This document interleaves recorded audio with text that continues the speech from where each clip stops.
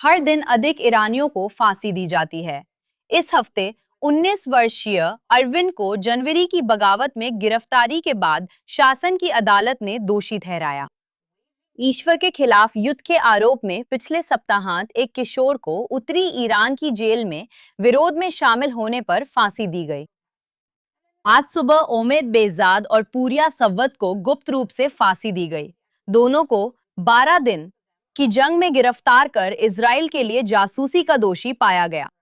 बिना मुकदमा सुनवाई या घोषणा के शासन की न्यायपालिका ने पुष्टि की कि उन्हें पहले ही फांसी दी जा चुकी है। ये सब अभी हो रहा है आज जब मैं ये शो रिकॉर्ड कर रही हूँ। उससे कुछ ही दिन पहले पूरी दुनिया ने देखा कि ये फांसियां असल में जमीन पर कैसी दिखती हैं, क्योंकि इस्फहान में हमने सैकड़ों लोगों को सुबह होने से पहले इकट्ठा होते देखा जो दो युवकों की फांसी को रोकने की कोशिश कर रहे थे।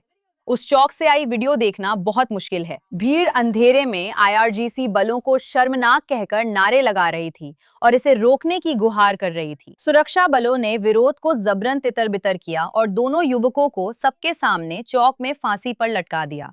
यही इन सार्वजनिक फांसियों का मकसद है। ये एक तरह का नाटक है और दर्शक हैं हर वो ईरानी जो देख रहा है। अब मैं आपको बताना चाहता हूँ कि ये एक बार की बात नहीं है।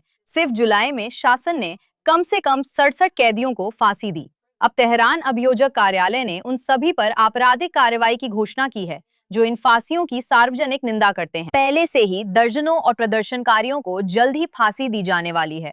अब इसे उस सब से जोड़िए जो हमने पहली कहानी में बताया था, क्योंकि ये फांसी देने का सिलसिला वॉशिंगटन के नरम रुख के बावजूद नहीं हो रहा है।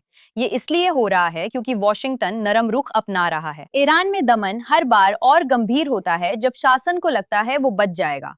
जब ट्रंप किसी सौदे के लिए हमला रोकते हैं जो हकीकत नहीं बनता, तो जाहिर है जब असली नतीजों का खतरा आखिरी पल में हटा लिया जाता है तो मुल्ला इसे नर्म होने का न्योता नहीं समझते।